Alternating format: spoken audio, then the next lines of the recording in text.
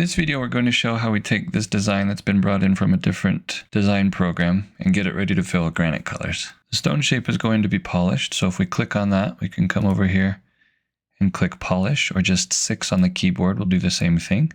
The base is going to be rock pitched, so we'd come up here and say rock pitching, or just hit 5 on the keyboard and it would do the same thing.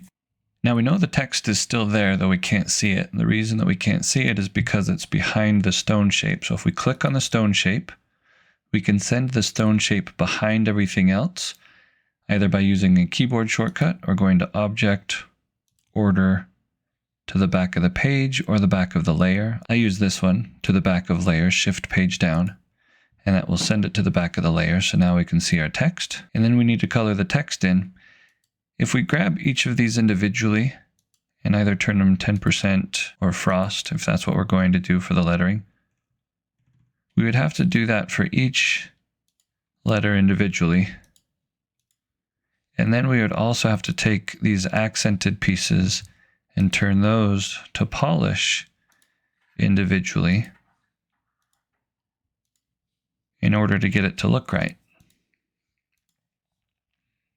That's going to take quite a bit of time. So an easier method of doing that, instead of individually coloring those inside pieces, is if we just take everything and combine it all together, then all of those inside pieces are going to cut out through the frosted part and show through to what's underneath it.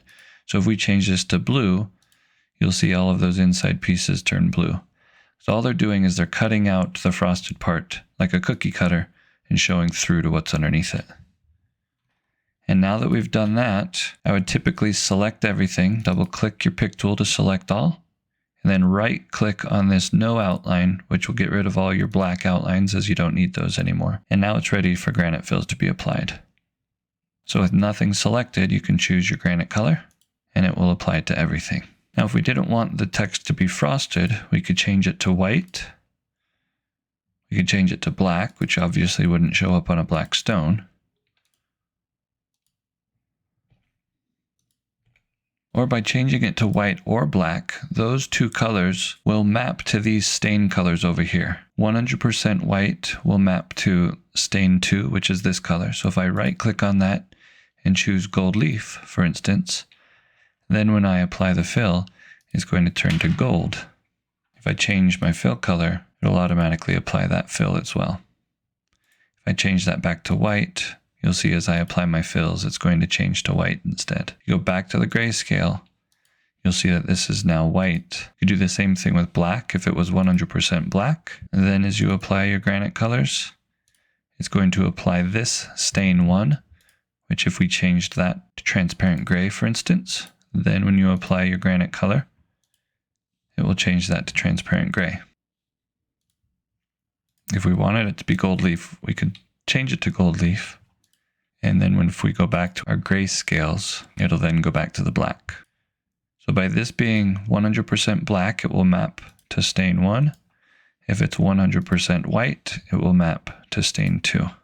You can either apply those fills by left clicking on the color swatch, or when you apply your granite colors, it will automatically apply those fills at the same time as well.